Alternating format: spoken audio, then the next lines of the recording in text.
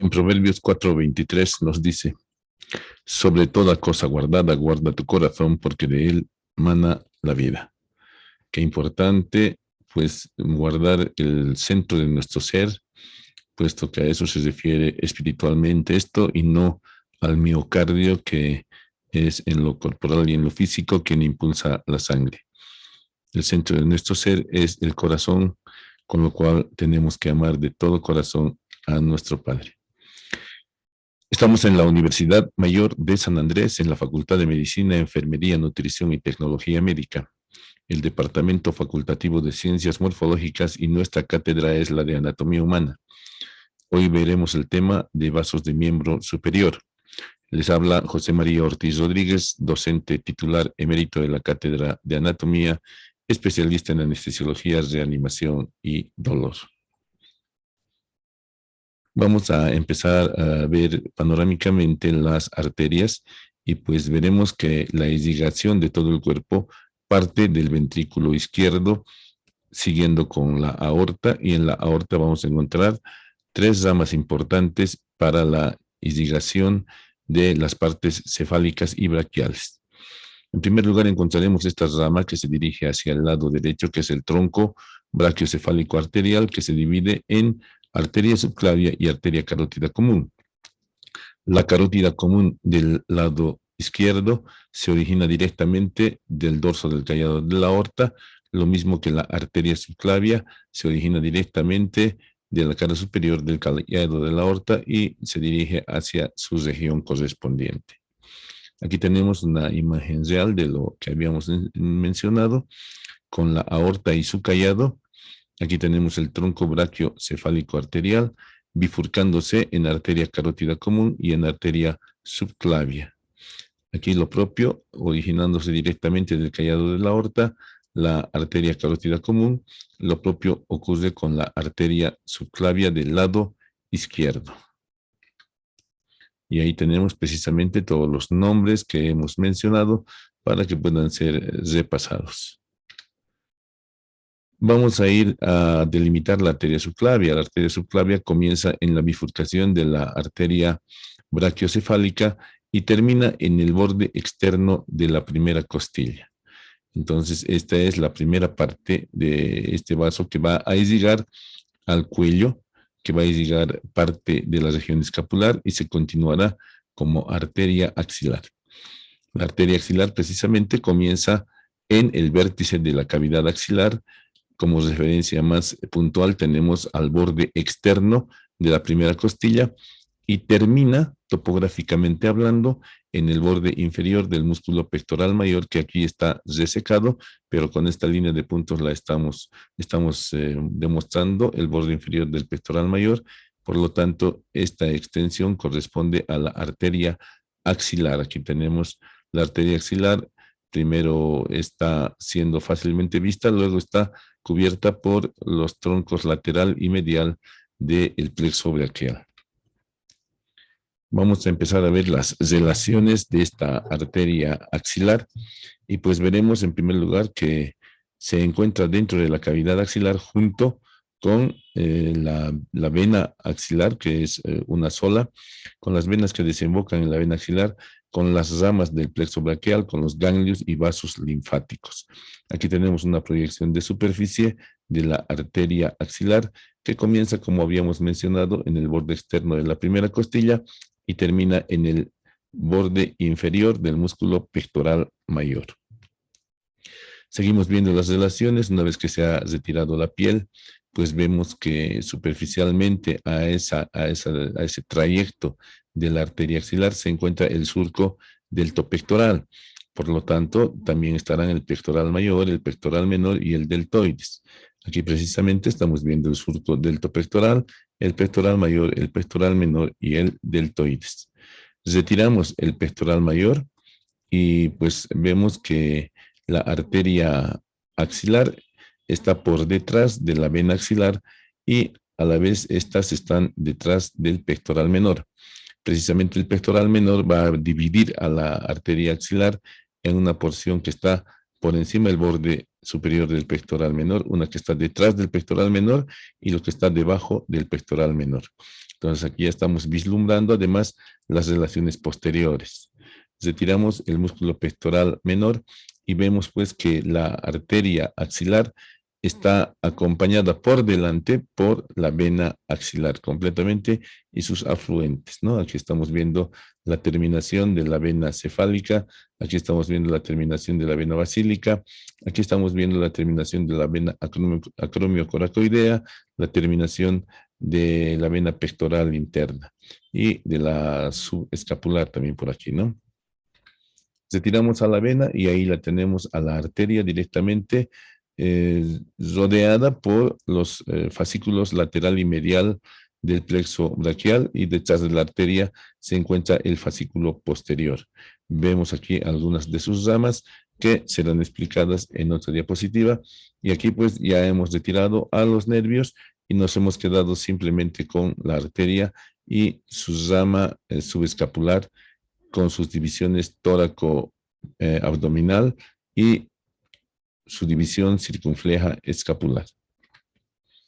La arteria axilar en la cavidad axilar está rodeada de una aponeurosis, de una vaina aponeurótica que la engloba junto con la vena axilar y con los nervios del plexo braquial. Esta vaina es dependiente de los músculos adyacentes y acompaña a la arteria axilar con sus elementos de relación hasta el brazo.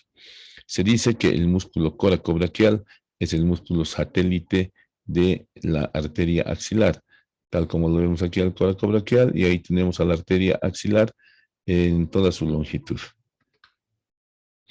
¿Cuáles son las ramas de la arteria axilar?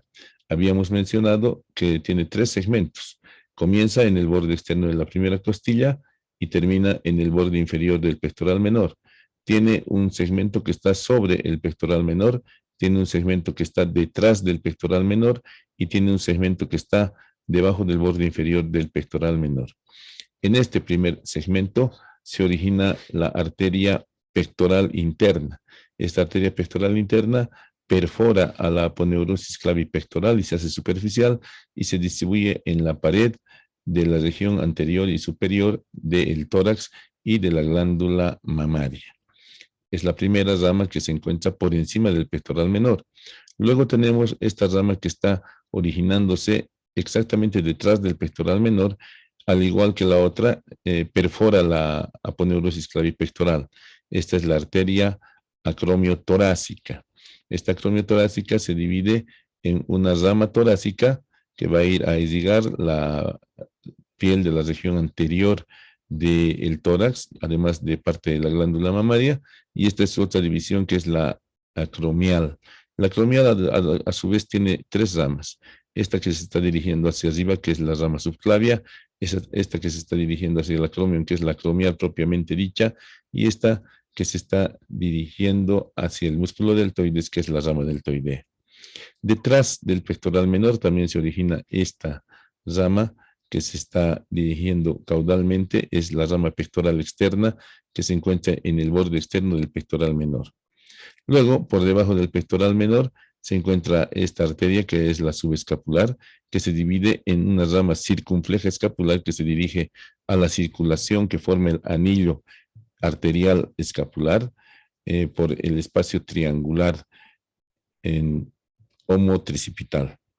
Y su otra rama de bifurcación es esta que es la tóraco-abdominal, que se dirige hasta la pared abdominal.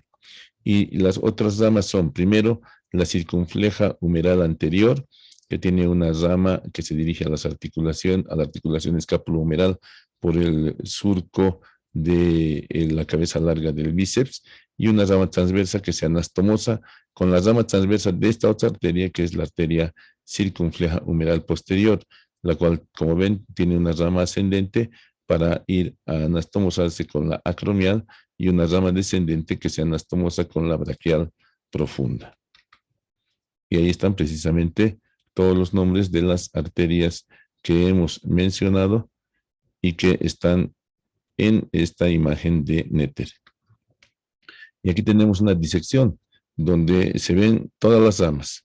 ahí está la vena axilar, ahí está la arteria axilar, ahí está la rama torácica superior, ahí está la tóraco-acromial o acromiotorácica, la arteria torácica lateral o externa, ahí está la arteria circunfleja humeral anterior, la arteria circunfleja humeral posterior, ahí está la subescapular con su rama circunfleja escapular y su rama tóraco-dorsal.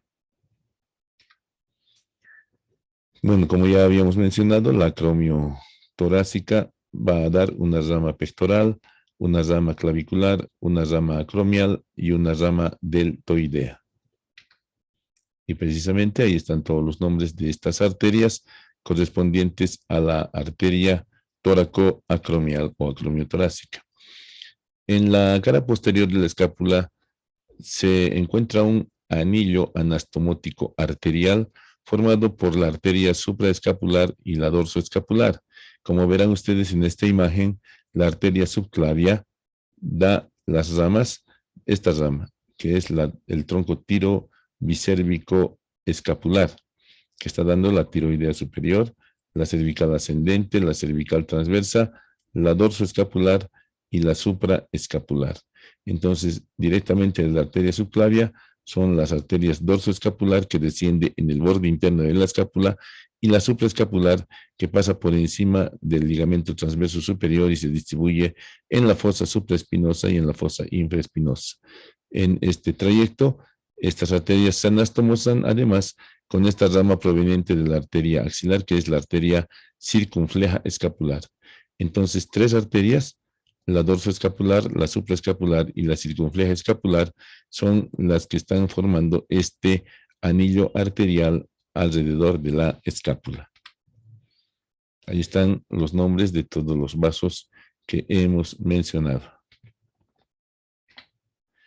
Y a continuación de la arteria axilar, a partir del borde inferior del pectoral mayor hasta el vértice de la fosa cubital, se encuentra la arteria braquial. Esta arteria braquial, cuya anatomía de superficie, como ya he mencionado, es desde el borde inferior en su unión con el brazo del pectoral mayor hasta el vértice de la fosa cubital. O se puede decir también desde el vértice de la apófisis coracoides, que es palpable, hasta el vértice de la apófisis o de la fosa cubital. Aquí estamos viendo una imagen real de esta arteria, la arteria braquial, que como relación importante también tiene al borde interno del músculo bíceps braquial. También está junto con el nervio mediano, como vamos a ver más adelante. Ahí están sus relaciones. El borde interno del bíceps, importante. El nervio mediano que la cruza de arriba a abajo formando una X muy alargada. Esta es la arteria braquial. Y aquí está la vena basílica. La vena basílica que en la parte inferior es supraaponeurótica y a partir de la parte media del brazo es subaponeurótica. Pues la arteria braquial acompaña al borde interno del bíceps hasta el canal o corredera bicipital medial del codo. Ahí va a tener relaciones superficiales. Estamos viendo aquí esta vena, la vena mediana basílica, esta misma, que está en esquema y aquí en una disección. Estas venas que son variables, pueden ser dos, como en este caso. Aquí se ha esquematizado solo una, entremezclada con las ramas del nervio cutáneo interno del brazo y el nervio cutáneo interno del antebrazo, además de los ganglios linfáticos del codo y vasos linfáticos del codo. Profundamente en este canal se encuentra la arteria braquial junto con el nervio mediano. Pues entonces, si nosotros realizamos una punción venosa en esta vena mediana basílica, pues podemos correr el riesgo de lesionar o la arteria braquial o el nervio mediano. La arteria braquial se dirige hacia el codo hasta su bifurcación en el interior de un conducto aponeurótico llamado conducto braquial, el cual está formado por las aponeurosis de los músculos vecinos. En este nivel superior vemos que la aponeurosis del bíceps, del coracobraquial y del tríceps, y además del tabique intermuscular, están formando esta vaina aponeurótica al conducto braquial, que inferiormente también estamos viendo, se sigue continuando con la formación de las aponeurosis vecinas. La formación llamada conducto braquial es una dependencia de las aponeurosis vecinas. La arteria braquial, ¿qué ramas tiene? Tiene una rama deltoidea, como su nombre lo indica, se dirige hacia el músculo deltoides. Importante, la arteria nutricia del húmero. La braquial profunda, que se dirige lateralmente hacia el canal radial, junto con el nervio radial, hasta el codo, donde es parte del círculo arterial del codo. La colateral interna o colateral cubital superior, la colateral cubital inferior o colateral interna inferior, y numerosas ramas musculares destinadas a todos los músculos vecinos. Ahí tenemos una imagen real de la arteria braquial con algunas de sus ramas musculares. Debe haber muchas ramas musculares debido a que el metabolismo de los músculos es muy alto. Entonces vemos aquí como en este esquema de esta arteria braquial que está en el borde interno del bíceps, están partiendo numerosas ramas vasculares al bíceps, al braquial, al tríceps, al coracobraquial, y lo propio, ¿no? Aquí estamos viendo profundamente sus ramas musculares de la arteria braquial, y lo mismo ocurre con todas las arterias del miembro torácico. Esta es una visión posterior de la región del hombro y del brazo, donde estamos viendo el nervio axilar o circunflejo en el triángulo de Avelino Gutiérrez, acompañado por la arteria braquial profunda en el canal del nervio radial labrado en la cara posterior del tercio medio de la diáfisis del húmero. Junto con el nervio radial está la arteria braquial profunda, que se dirige lateralmente. La arteria braquial clínicamente es importante porque a ese nivel se realiza la toma de presión arterial, y también podemos canalizar la vena basílica en relación con esta arteria. Luego de haberse relacionado de esa manera y haber dado sus ramas, la arteria braquial en el vértice de la fosa cubital se bifurca y termina dando una rama externa, que es la arteria radial, que es más superficial que la rama interna, que es la arteria cubital, la cual pasa por detrás del músculo pronador redondo. Aquí está el pronador redondo, y se ubica por delante del músculo flexor común profundo de los dedos, junto con el nervio cubital. Aquí está una imagen real. Hemos resaltado la arteria braquial. Aquí está la arteria ulnar o cubital, y aquí está la arteria radial, que se ve que es más superficial. La arteria radial pues se encuentra en el antebrazo, en la parte inferior, especialmente entre el tendón del músculo flexor radial del carpo y el braquio radial. Entonces, este canal que se forma entre estos dos tendones se ha venido a denominar canal del pulso, importante desde el punto de vista clínico para tomar el pulso precisamente y para realizar punciones arteriales. Luego, en el trayecto, la arteria radial sale del canal del pulso y se dirige posteriormente hacia la tabaquera anatómica, pasando profundamente a los tendones del músculo abductor largo del pulgar, extensor corto del pulgar, extensor largo del pulgar, y luego perfora al músculo primer interóseo dorsal para ubicarse nuevamente en la palma de la mano. Pero antes está dando esta arteria que se llama palmar superficial. ¿Cuáles son las ramas de la arteria radial? En primer lugar tenemos esta pequeña ramita que es la recurrente radial. Podríamos decirla también que es la recurrente radial anterior. Luego tenemos la arteria palmar del carpo, que está formando un arco junto con una rama palmar del carpo de la cubital. Luego tenemos la palmar superficial, que es esta que se va a ir a anastomosar con la cubital, formando el arco palmar superficial. La principal del pulgar, la dorsal del carpo y la metacarpiana dorsal del primer espacio no están en este esquema.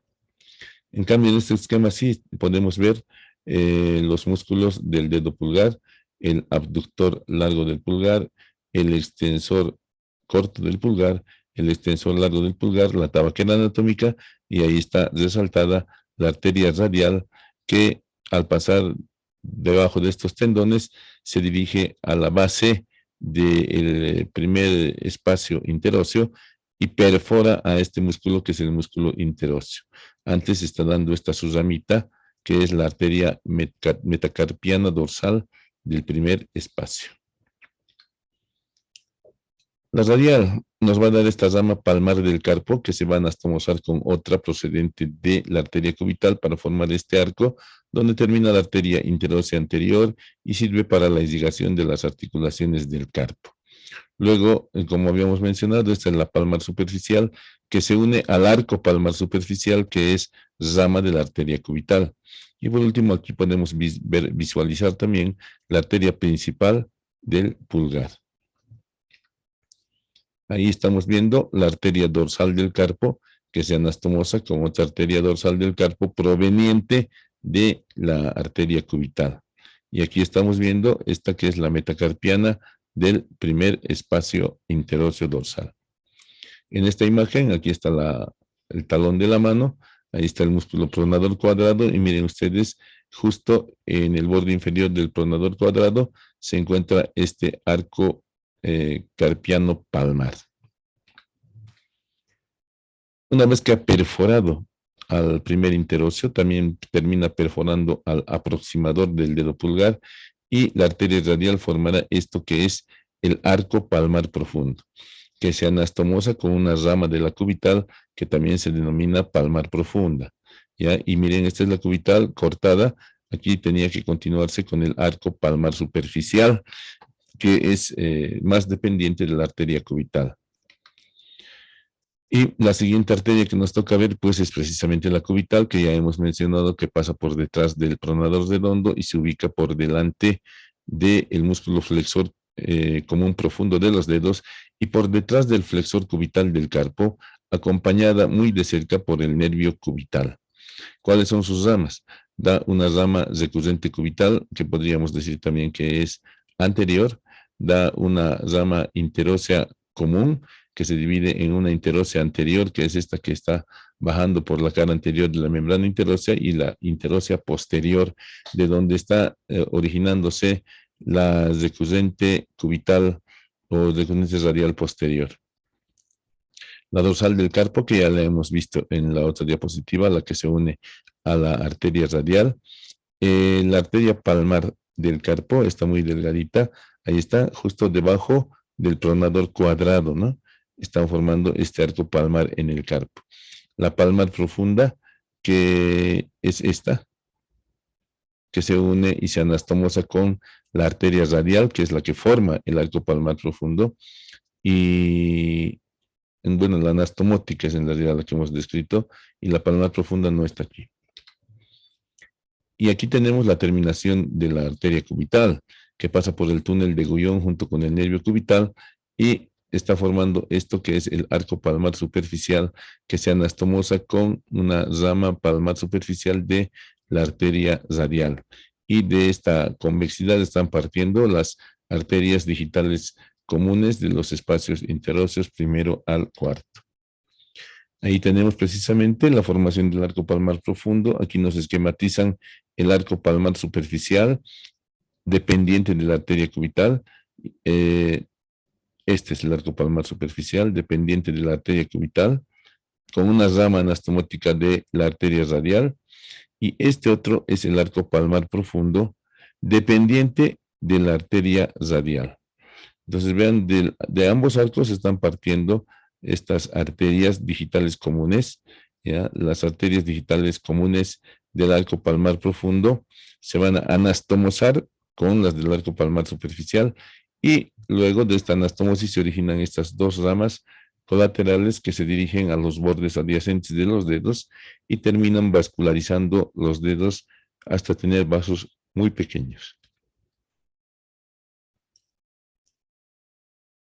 En esta imagen estamos viendo muy tenuemente la arteria dorsal del carpo. Es una disección que ya se ha secado, prácticamente se ha deshidratado. Y ahí vemos los vasitos palmares que tienen unas ramas dorsales para la falange distal y los dorsales que llegan hasta la falange medial, igual que los nervios. Y pues de todas maneras, estas arterias palmares y dorsales se encuentran uniéndose entre sí a lo largo de los dedos. Aquí está una imagen real del canal de Guyon, la arteria cubital, el nervio cubital y el arco palmar superficial la rama palmar superficial de la arteria radial. En el codo, en el codo, la arteria radial cubital y la humeral establecen una circulación colateral. La arteria braquial profunda se divide en dos ramas, en una rama anterior y en una rama posterior. La rama anterior se va a anastomosar con la arteria recurrente radial anterior, rama de la arteria radial. La rama posterior se va a anastomosar con la arteria recurrente radial posterior, rama de la interósea posterior de la cubital. Luego, la colateral interna superior desciende hasta el codo, ¿sí? Y la colateral interna inferior también desciende hasta el codo y se divide en dos ramas, una rama posterior y una rama anterior. La rama posterior se une a la colateral interna superior y la colateral interna superior se anastomosa con la arteria recurrente radial posterior, rama de la cubital o a veces de la interósea común. Y la rama anterior de la colateral interna inferior o colateral cubital inferior se anastomosa con la recurrente cubital anterior, rama de la cubital. Entonces, ahí estamos viendo cómo se establece este círculo arterial que además hace que las arterias posteriores se anastomosen entre sí. Es un círculo de seguridad para el caso de alguna sección arterial, ya sea en la braquial o en la radial o en la cubital. Por medio de esta circulación colateral es que se puede volver a irrigar en la zona afectada. Pues en el canal del pulso podemos tomar el pulso ya como una aplicación clínica. En las terminaciones vasculares digitales, pues se puede tomar la oximetría de pulso en base a este sensor que emite dos longitudes de onda diferentes, la roja de 660 nanómetros que capta la oxihemoglobina y la infrarroja de 940 nanómetros de longitud de onda que capta la hemoglobina reducida, y este transductor pues nos va a informar en una pantalla cuánto por ciento tiene de saturación un paciente. Aquí en la altura 95% es el límite alto normal. Eso no quiere decir que algunos pacientes tienen más de 95%. Y ahí tenemos pues un oxímetro de pulso portátil que nos sirve para medir la saturación de oxígeno en cualquier momento. Esto ha estado y está todavía muy vigente en este tiempo del coronavirus. Todo el mundo se ha comprado aquello. También podemos hacer esta maniobra que se llama test de Allen, presionando la arteria radial y la arteria cubital, antes invitando al paciente a que haga un puñete fuerte. Una vez que hemos presionado las arterias y cortado la irrigación, se suelta abruptamente la arteria cubital, y si hay un llenado capilar normal, pues quiere decir que hay una adecuada circulación colateral, con lo cual podemos puncionar a la arteria radial, como se está haciendo en este caso, una punción arterial útil para toma de muestra de sangre arterial y para la medición de la presión arterial media directamente. Bueno, en estos tiempos en los cuales hay tantas adversidades y vemos tantas amenazas, pues en Romanos 8:28 dice, y sabemos que a todos los que aman a Dios, todas las cosas les ayudan para bien. Esto es, a los que conforme a su propósito son llamados. Una palabra muy esperanzadora para los que confiamos en Dios. El sistema venoso profundo es paralelo al sistema arterial. El sistema venoso profundo comienza en la región subungueal y se forman arcos alrededor de las arterias palmares y dorsales de los dedos.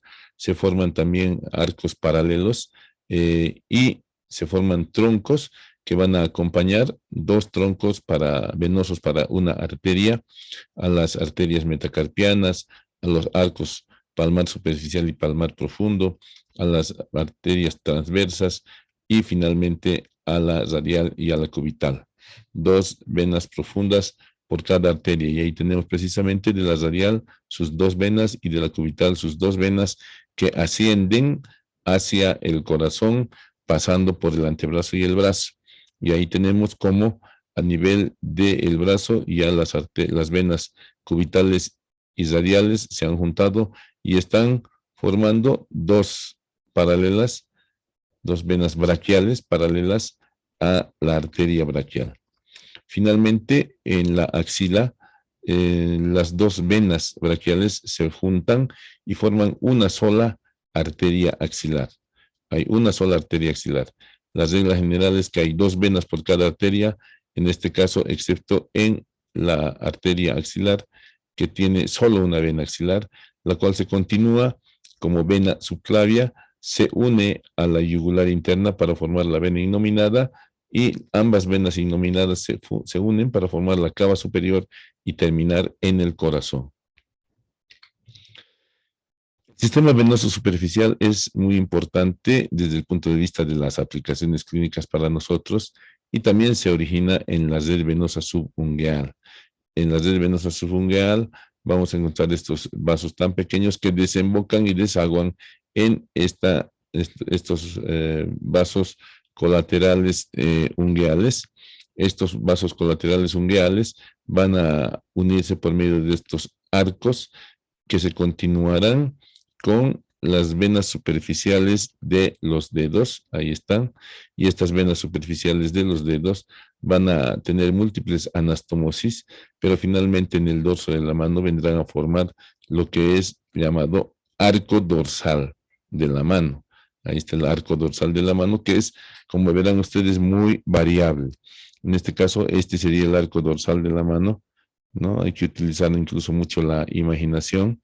Y en el borde externo del dedo pulgar, la vena del dedo pulgar se une al extremo externo del arco venoso dorsal y forma la vena cefálica. Forma la vena cefálica del antebrazo. Ahí está precisamente la vena cefálica. La vena salvatella del meñique se une al extremo interno del arco venoso dorsal y está formando la basílica, ¿no? Ahí está la basílica y la cefálica. En la cara palmar de la mano también vamos a encontrar venas superficiales. Venas superficiales que están, cuyo recorrido se intercala con los nervios superficiales de la palma de la mano. Luego, estas venas que se han originado tanto en la palma como en el dorso, hemos dicho que van a originar a nivel del dedo pulgar esta vena que es la vena cefálica. Y en la parte interna de esta vena que es la vena basílica. Entonces aquí estamos viendo la cefálica, aquí estamos viendo a la cefálica, aquí estamos viendo a la basílica, aquí estamos viendo a la basílica. Y de la palma de la mano se origina esta vena que es llamada vena mediana. Como verán ustedes, no son venas que sigan un trayecto rectilíneo, que tengan colaterales bien delimitadas, sino más bien que tienen múltiples anastomosis y múltiples variaciones. No nos olvidemos que estas venas están sobre la aponeurosis junto con los nervios cutáneos superficiales. Entonces, no nos olvidemos en el antebrazo, la vena cefálica, esta, la vena basílica, esta, en el lado cubital, la vena basílica, y al medio, la vena mediana, ¿sí? La vena mediana que termina en el vértice de la fosa antecubital y se divide en dos ramas, la mediana basílica y la mediana cefálica, que se unen a la cefálica del antebrazo y a la basílica del antebrazo para continuarse como cefálica del brazo y basílica del brazo. Y ahí está precisamente la formación de lo que se conoce comúnmente como la M venosa del codo. Ya hemos dicho parcialmente que la vena mediana se divide en mediana cefálica y mediana basílica, ¿ya? Y la vena basílica se une a la mediana basílica para formar la basílica del brazo, que en primera instancia es superficial, pero en la parte media del brazo perfora la aponeurosis y se hace profunda.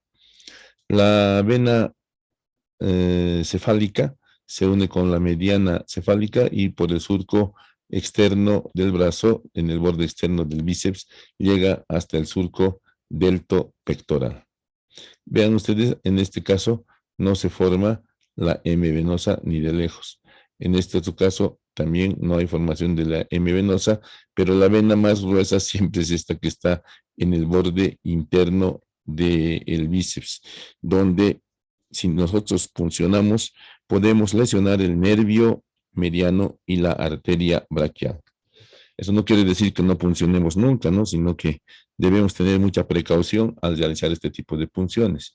Y aquí está una disección precisamente de estas venas, donde como verán ustedes también es muy variable, errático el trayecto y precisamente aquí no se está formando la M venosa.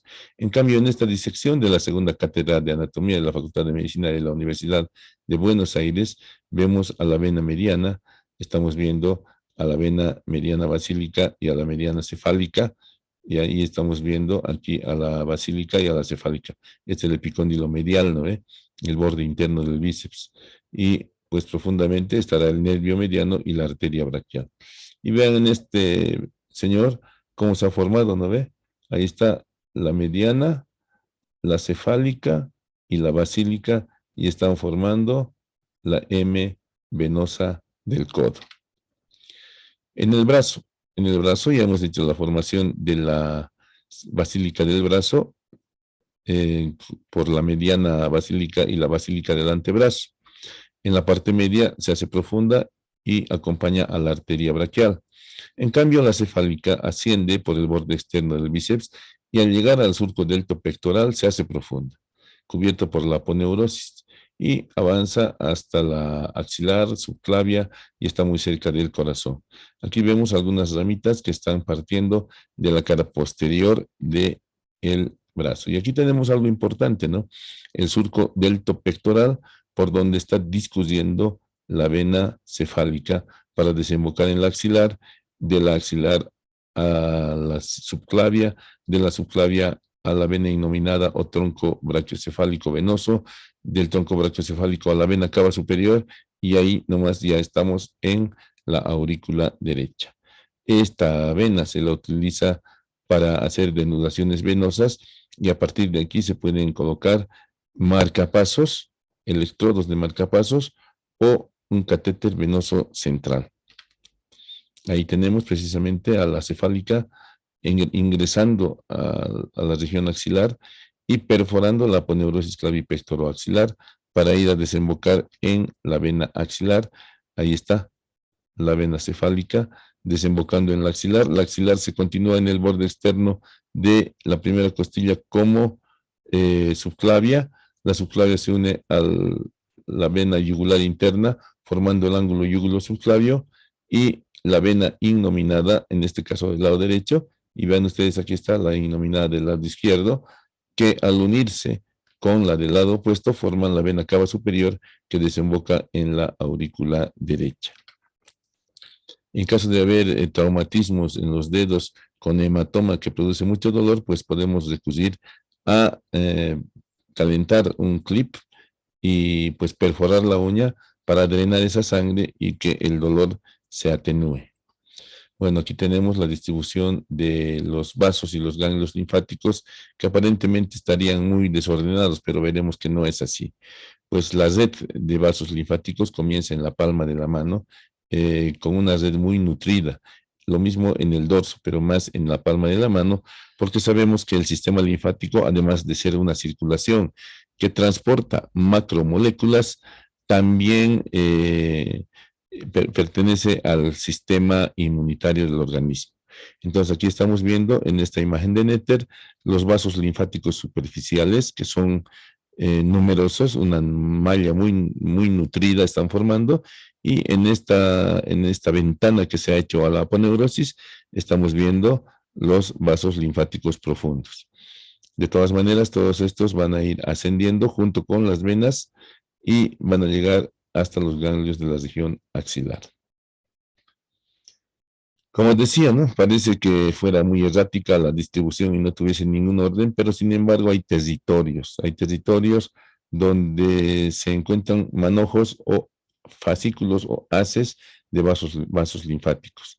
En la cara anterior, por ejemplo, en la palma de la mano, tenemos las regiones radial esta, y la región cubital, esta. Estas regiones radial y cubital se continúan en la cara anterior del antebrazo, ¿sí? Ahí está la región radial, ahí está la región cubital, pero entre las dos existe una zona que se llama territorio mediano de la cara anterior del antebrazo. Luego ascendemos y también vamos a encontrar un territorio mediano en la cara anterior del brazo, pero también vamos a encontrar, igual que en el antebrazo, un territorio dorsolateral y un territorio dorso-medial. Y en la cara posterior, pues es una sola línea que está dividiendo en dos simétricamente a la cara posterior del miembro torácico, y pues hacia el lado radial se dirigen todos estos vasos y hacia el lado cubital todos estos otros. Pues todos estos van a ir a desembocar a un nutrido grupo ganglionar que se encuentra en la cavidad axilar.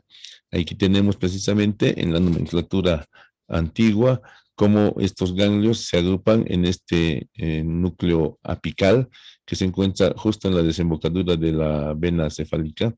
Luego tenemos este grupo superior para la glándula mamaria, tenemos los ganglios linfáticos centrales, tenemos los ganglios linfáticos de la vena pectoral externa, tenemos los vasos y ganglios linfáticos humerales y subescapulares.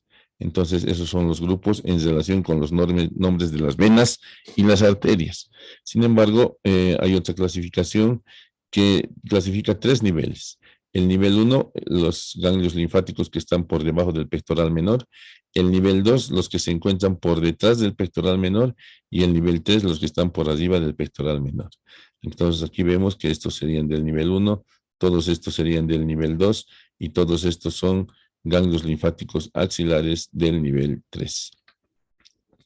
También vemos que la glándula mamaria drena de manera muy importante su linfa a estos ganglios linfáticos de la cavidad axilar. Ahí están, en nivel 1, nivel 2, nivel 3, nivel 1, nivel 2 y nivel 3. Pues bien, cuando hay procesos neoplásicos en la glándula mamaria, pues se infartarán y aumentarán de volumen estos ganglios linfáticos de la región axilar, de acuerdo a la severidad del caso.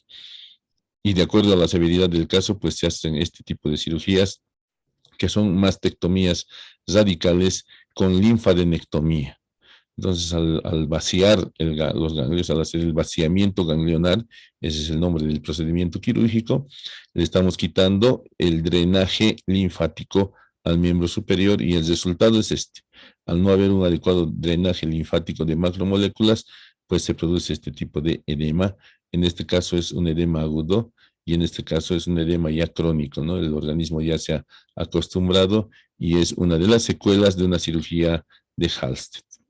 Ahí tenemos pues, precisamente en el dorso el sistema venoso superficial que de acuerdo a las edades, mientras más tiempo pasa, se van esclerosando estos vasos y pese a que son tan visibles y tan superficiales, son fácilmente extravasables. Pues por este procedimiento, Morph iluminando las manos, podemos ver los trayectos venosos que son tan erráticos y tan particulares y tan individuales que se los ha comparado a las huellas digitales. Entonces son únicos para cada uno. Esta imagen nos está mostrando en el Polo Sur, donde se encuentran el Océano Pacífico con el Océano Atlántico. Entonces, lo interesante de esto es que debido a sus diferentes osmolaridades, las aguas no se mezclan. Sin embargo, son los océanos más grandes que tenemos. Y pues, desde que se ha descubierto la vía venosa, océanos de sueros y de sustancias líquidas hemos introducido en el torrente sanguíneo de los pacientes.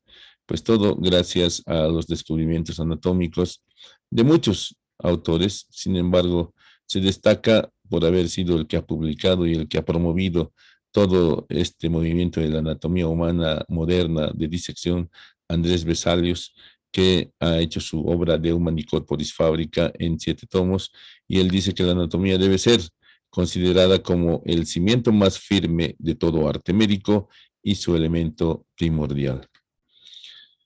Junto con esos descubrimientos anatómicos, William Harvey pues demuestra también la circulación sanguínea y demuestra que en las venas la sangre va hacia el corazón, con un sencillo experimento de ligar, una práctica habitual actualmente para la punción venosa, y vaciar las venas. Y al soltar las venas, la distal, pues la sangre se iba hacia arriba. Y al vaciar y soltarla de arriba, pues no se llenaba de sangre. Entonces, ese sencillo experimento ha hecho William Harvey y lo han clasificado como hereje, ¿no? Bueno, en las venas superficiales podemos colocar vías venosas, especialmente en emergencias. ¿Y para qué nos sirven? Para seguridad, es una vía rápida de administración de medicamentos. En el casos de emergencia hay que administrar medicamentos como la adrenalina, la noradrenalina. Nos sirve para hidratación, nos sirve para reposición de la volemia en esos pacientes que están sangrando. Se puede colocar no solamente suero, sino sustitutos de la sangre y sangre. ¿Qué material debemos emplear para una punción venosa central? Pues ligaduras, ligaduras planas. Esta es una ligadura que tiene una hebilla de metal y su ligadura es de tela. Esta es una ligadura de goma, pero es plana. Guantes, hoy en día todo se hace con guantes, catéteres de todo tamaño, torundas de algodón con alcohol y medios para fijar, ¿no? Aquí vemos el antiguo esparadrapo, aquí vemos el micropor y hay otro que es el transpor, y además hoy en día hay otros medios para sujetar las bránulas que se llaman tegader. Ahí está el procedimiento. Primero ligamos, invitamos al paciente a que haga un puño para que se dilaten las venas. Le invitamos a que abra y cierre la mano con suavidad hasta que se calienten los músculos, hasta que se dilaten las venas, y los medios para fijación también ya lo tenemos listos. Hacemos una antisepsia generosa en todo el antebrazo y el dorso de la mano, porque posiblemente busquemos las venas en esos lugares. Luego encontramos una vena adecuada. Esto está mal. No se debe colocar estas ligaduras circulares, a no ser que se proteja como está aquí protegiendo. Lastiman la piel. Y luego procedemos a la punción, fijando con un dedo a la vena que vamos a puncionar, traccionando hacia abajo, y con la mano hábil puncionando directamente hacia la vena en un ángulo de 30 grados con respecto a la superficie. Aquí se está funcionando en la región del dorso de la mano y debemos emplear catéteres de calibre mayor.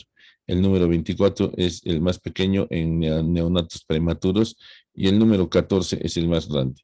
El que utilizamos habitualmente es el 18 y en ocasiones el 20. El 18 y el 20 son los calibres que más utilizamos en la vía venosa. Una vez que hemos puncionado, pues retiramos la ligadura y podemos evitar que la sangre salga por esta vena presionando en la punta del catéter. Luego conectamos el suero al catéter y fijamos. Puede ser con los esparadrapos o con este material que se llama tegader. Bueno, serán fáciles de canalizar estos dos individuos, pues muchas veces el tejido adiposo no nos permite visualizar, ni siquiera palpar bien los vasos venosos superficiales en pacientes que necesitan una punción venosa. Por lo tanto, debemos ahí aplicar la anatomía del sistema venoso y acordarnos de Vesalius, que dice que la anatomía debe ser la base y el cimiento de todo arte médico. Entonces nos acordamos de los trayectos venosos, de la vena cefálica, de la vena basílica, de la vena mediana, y pues generalmente esta vena cefálica se puede palpar y nos podemos imaginar que está yendo por esa región. ¿Sí? En este caso, si no podemos ni palpar ni tocar, de ninguna manera les recomiendo que puncionen a la mediana basílica, porque por sus relaciones podemos lesionar el nervio mediano o la arteria braquial. En este caso es mejor intentar a las venas que están alejados de estas dos estructuras. ¿Dónde canalizo? Miren cómo llegó este paciente al hospital del Kenco. Y el otro lado estaba igual lastimado. Miren este bracito tan pequeño que a veces es muy difícil. Miren este hombro Es un paciente al cual hemos terminado haciendo cirugía plástica, incluso después de muchos años. Este paciente ha perdido mucha sangre y pues con una punción venosa se recupera la volemia. Todos, todos, absolutamente todos tenemos miedo al pinchazo. Pero miren ustedes, un quemado en antebrazos, ¿qué hago? ¿Dónde le pongo? Miren, su cuello también edematizado, ¿dónde le ponemos? Pues miren esta máquina, este iluminador, hace saltar los trayectos venosos. Beinweaver se llama, ahí está, Beinweaver. Con Luminex se llama la tecnología. No es muy moderna, es una tecnología que ya tiene sus buenos años siendo empleada y es con una luz verde. Ahí estamos viendo cómo la luz verde está resaltando los trayectos venosos y hay otra que es con luz roja, Acuvein se llama, y también se ilumina y nos muestra los trayectos venosos fácilmente. Pero actualmente lo que se emplea es la ecografía. Con guía ecográfica se pueden realizar las punciones venosas, ¿no? Ahí está la aguja y ahí está la vena. Estamos dirigiéndonos con la aguja hacia la vena con seguridad para el paciente y con seguridad para nosotros. No todos nuestros pacientes son así. Cada vez vamos a tener un paciente así que nos va a mostrar su vena basílica del antebrazo, su mediana basílica, su basílica del brazo, incluso cuando ya se hace profunda, en el surco braquial interno, la mediana, y seguramente al otro lado está incluso la cefálica, mire. Entonces, muy rara vez encontraremos un paciente así. Por lo tanto, no nos olvidemos de la anatomía. Muchas gracias por su atención.